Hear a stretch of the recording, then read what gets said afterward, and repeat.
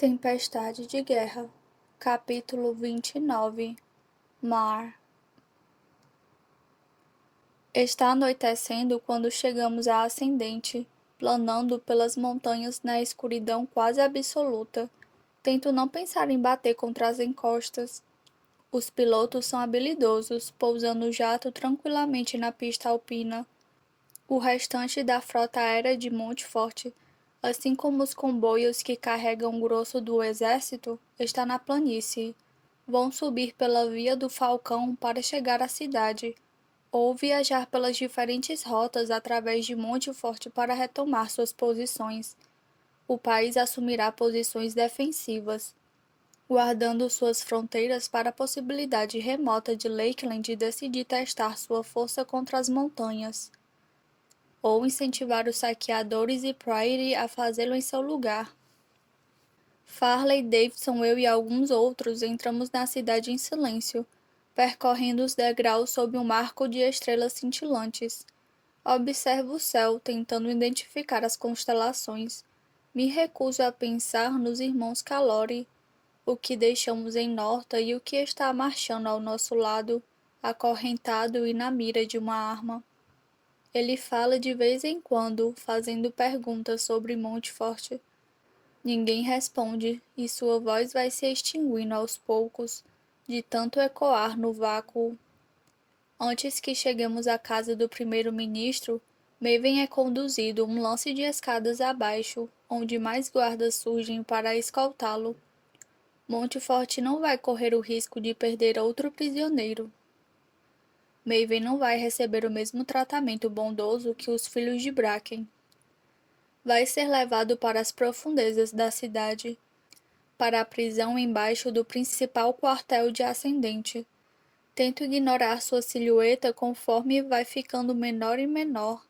Ele não olha para trás em momento algum. Farley anda mais rápido que os outros, inclusive Killorn com suas passadas largas. Não preciso ser capaz de ler mentes para saber que está pensando na filha, deixada com a minha família. Davidson avisou com antecedência que íamos chegar. Por isso, sua mansão palaciana resplandece quando nos aproximamos. As muitas janelas e sacadas iluminadas por velas e luzes calorosas. Vultos familiares lançam sombras nas pedras e seguimos na direção deles. Minha mãe entrega Clara a Farley, que toma a bebezinha sonolenta e sorridente nos braços. De canto do olho, vejo Davidson abraçar o marido, Carmadon, antes de minha mãe fazer o mesmo comigo. Seus braços apertam meus ombros com força, e ela me puxa junto ao peito com um suspiro profundo. Relaxo como só consigo fazer perto da minha família, deixando que me guiem para dentro até nossos aposentos. O reencontro é sentimental como sempre, embora tenha se tornado um hábito. Eu parto, enfrento a morte e contra todas as probabilidades volto inteira. Sei que meus pais seriam capazes de me amarrar para me impedir de repetir esse ciclo, se achassem que funcionaria. Mas confiam na minha capacidade de tomar minhas próprias decisões. Além disso, sou sangue nova, a garota elétrica. São poucas as amarras capazes de me prender. Por mais que eu queira ficar, a necessidade de seguir em frente, de continuar lutando, é sempre mais forte. Farley desaparece em seu quarto, com Clara nos braços e um sorriso exausto no rosto. Ninguém a detém. Precisa de tempo a sós com a filha, e todos ficamos felizes em proporcionar isso. Minha família vai para o terraço ladrilhado, que está mais florido do que antes. Treme andou ocupado. São lindas, digo a ele, apontando para um belo arranjo de botões brancos que caem pelo parapeito como uma cascata. Meu irmão senta numa cadeira com um sorriso tímido, e Giza se apoia no braço. Fico perto deles, satisfeita em me acomodar numa almofada lisa e macia. Mamãe ajudou, Trey me diz, apontando para ela. Na ponta do terraço, minha mãe faz que não. Seu cabelo está solto hoje. Estou mais acostumada às tranças e aos coques caprichados dela, que mantém sempre o cabelo preso. Apesar dos fios grisalhos, parece mais jovem assim. Só fiquei seguindo você como regador, ela diz. Nunca considerei Ruth Barrow bonita. Como uma vermelha pobre poderia ser considerada bonita perto dos prateados. Mas Montfort confere um brilho a ela, uma saúde que faz sua pele dourada cintilar. Até suas rugas parecem menores, aliviadas pela luz fraca da lamparina. E meu pai parece melhor do que nunca, mais forte do que em palafitas. Ganhou peso onde precisa, com seus braços e pernas mais grossas, enquanto sua cintura afinou. Atribuo isso à nutrição, assim como à perna e ao pulmão reparados. Depois de me cumprimentar, ele assume seu silêncio rabugento de sempre, sentando numa cadeira perto de Bree. As semanas foram boas para todos. Especialmente para Giza. Seu cabelo vermelho escuro cintila como óleo sob a luz fraca. Observo suas roupas, um uniforme de Montfort reutilizado. Os punhos e a gola estão cheios de bordados serpenteados em fios coloridos, no formato de flores e raios roxos cintilantes. Estendo a mão para ela, passando os dedos em seu artesanato caprichoso. Posso fazer um para você se quiser, minha irmã diz, olhando para meu uniforme. O vermelho agressivamente vivo da roupa da guarda escarlate a faz torcer o nariz. Talvez deixar um pouco mais discreto, ela murmura, gesticulando de leve. Dar a você alguma coisa melhor do que medalhas. Killorn senta perto de mim, recostando-se apoiado nas mãos e de pernas cruzadas. Também vou ganhar um? Se eu estiver disposta... Giza responde com seu sarcasmo habitual. Ela o olha de cima para baixo, como se avaliasse um cliente. Peixe no lugar de flores, creio eu. Não posso deixar de rir baixo do bico exagerado de Killorn. Por quanto tempo vocês vão ficar aqui desta vez? A voz de meu pai ainda é um grunhido baixo, acusatório. Viro para ele, encontrando seus olhos castanhos, os mesmos de Bree e Treme, mais escuros do que os meus. Minha mãe coloca a mão no ombro dele, como se para fazê-lo mudar de assunto. Daniel, Mar acabou de chegar. Ele não se vira para ela. É exatamente o que quero dizer. Não tem problema. Murmuro, olhando de um a outro. É uma pergunta sincera e uma boa pergunta, considerando as circunstâncias. Para falar a verdade, não sei. Podem ser dias, semanas, meses. Minha família vai se animando a cada medida maior de tempo. Me dói dar a eles o que pode ser uma esperança falsa, por mais que eu queira que seja verdade. Ainda não sabemos o que vai acontecer. Meu pai aperta os lábios. Com Norta. Faço que não. Com Lakeland em particular.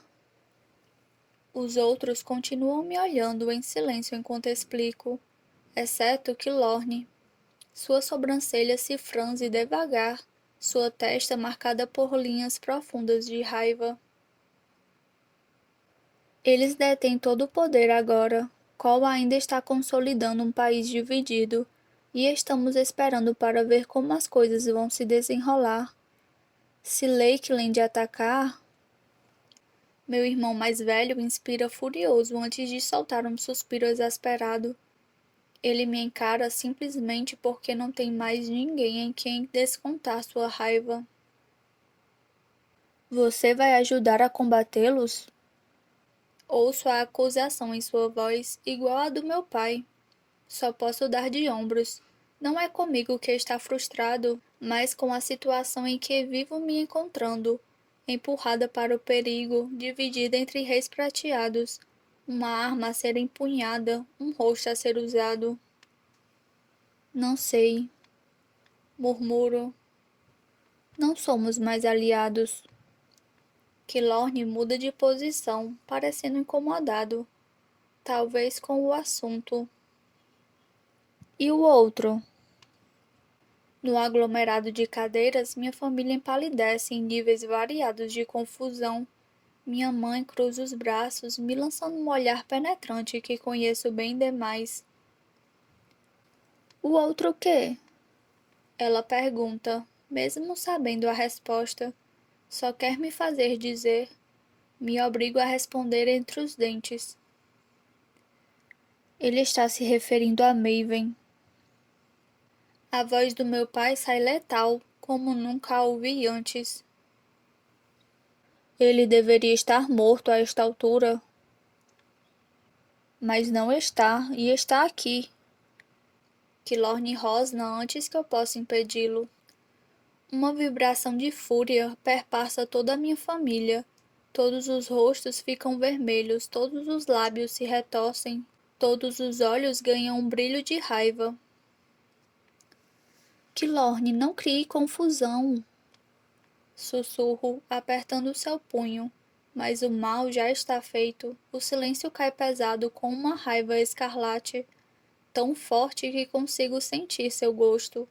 Finalmente, Giza fala, seu tom tão feroz quanto o do meu pai. Ele tem que morrer. Minha irmã não é violenta e tem mais habilidade com a agulha do que com a faca, mas parece capaz de arrancar os olhos de Maven com as próprias mãos se tiver a oportunidade. Talvez devesse me sentir culpada por despertar essa raiva nela, mas não posso evitar um arroubo súbito de amor, admiração e orgulho. Meus irmãos acenam devagar, concordando com o sentimento. Talvez já estejam tramando alguma tentativa tola de entrar na cela de Maven. Ele é valioso vivo. Digo rápido, para impedi-los. Estou cagando para o valor dele. Bree retruca. Penso que nossa mãe vai repreendê-lo pela linguagem, mas ela não se incomoda. Na verdade, também parece letal, e por um instante vejo o ardor violento da rainha Anabel, de Larentia Viper e até de Elara Merandus em seus olhos. Aquele monstro tirou meu filho de mim, e você? Estou bem aqui, mãe. Murmuro, suprimindo a memória súbita e dolorosa de Shade. Você sabe o que quero dizer? Ela responde. Vou cortar eu mesma a garganta dele. O mais espantoso de tudo é o silêncio do meu pai. Ele é um homem naturalmente calado, mas não quando o assunto é o ódio contra prateados. Quando olho para ele, entendo por que não diz nada, por que não consegue. Seu rosto está em um tom furioso de vermelho, fervilhando com um ódio firme e crescente. Se abrir a boca, quem sabe o que pode escapar? Podemos falar de outro assunto? Tenho que perguntar, olhando para o resto da minha família à minha volta. Por favor. Meu pai solta entre os dentes. Vocês todos parecem bem. Digo rápido. Montfort está... Minha mãe parece irritada, mas concorda com a cabeça. Ela responde por todos, me interrompendo. É um sonho, Mar.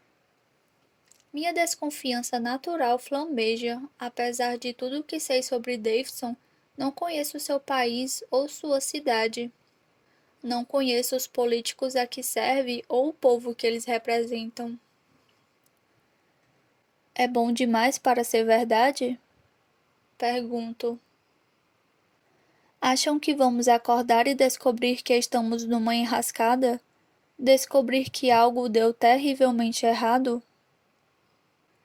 Ela solta um suspiro forte, olhando para as luzes cintilantes de ascendente. Sempre devemos ter cautela, mas acho que não.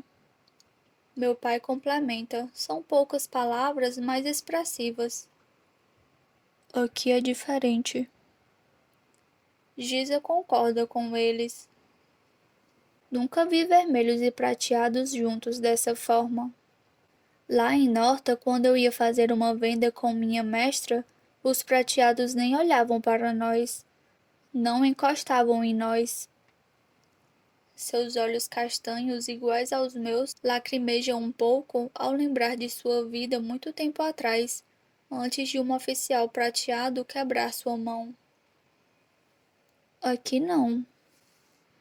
Tremy se recosta na cadeira, parte de sua ira se desfazendo, como um gato lambendo os pelos depois de um susto. Nos sentimos como iguais. Não consigo deixar de me questionar se é por minha causa. Eles são a família da garota elétrica, um bem valioso para o primeiro-ministro de Montfort. É claro que seriam bem tratados, mas não comento nada, ao menos para manter a paz numa noite tumultuosa. Depois disso, a conversa se torna muito mais agradável. Os criados, gentis e sorridentes, servem um banquete considerável. A comida é simples, mas suculenta e saborosa, variando desde frango frito a torradas com frutinhas roxo escuras açucaradas. A refeição é mais para mim e Killorn, mas Bree e Tremy se servem de porções inteiras. Giza dá preferência a uma bandeja de frutas e queijos, enquanto meu pai pega um prato de frios e biscoitos salgados para dividir com a minha mãe. Comemos devagar, mais conversando do que mastigando. Praticamente só escuto, deixando meus irmãos me deliciarem com as histórias de suas explorações por toda a cidade. Bree nada no lago toda manhã.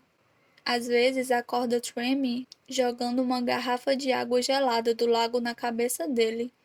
Giza tem um conhecimento quase científico das lojas e dos mercados, bem como de todo o terreno do primeiro-ministro.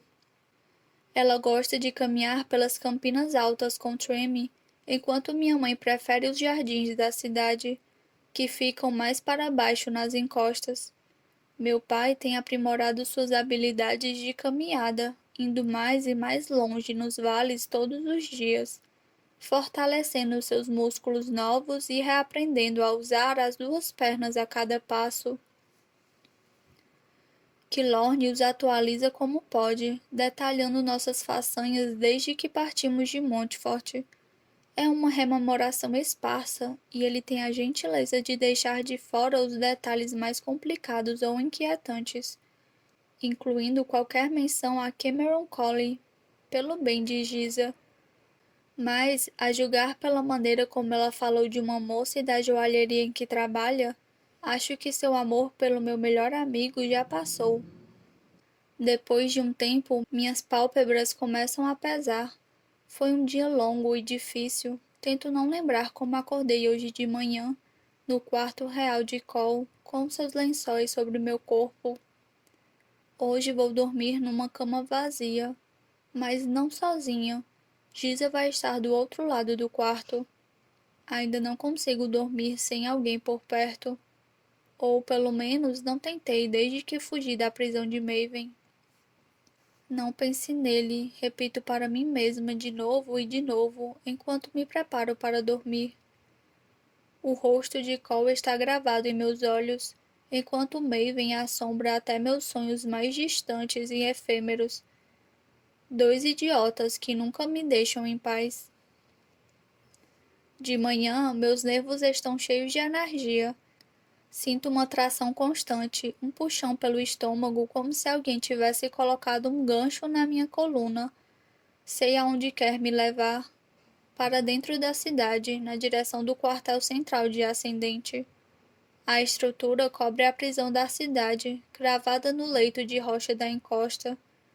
Tento imaginá-lo sozinho atrás das grades, andando de um lado para o outro como um animal moribundo. porque quero vê-lo, não entendê-lo. Talvez parte de mim saiba que ainda é útil, ou quer entendê-lo um pouco mais enquanto há tempo. Somos parecidos em alguns sentidos. Senti o gosto das trevas e Maven habita nelas. Ele representa o que eu poderia me tornar se fosse jogada no abismo, sem família, sem uma âncora. Mas Maven é o abismo. Não posso enfrentá-lo, não ainda. Não sou forte o bastante para isso.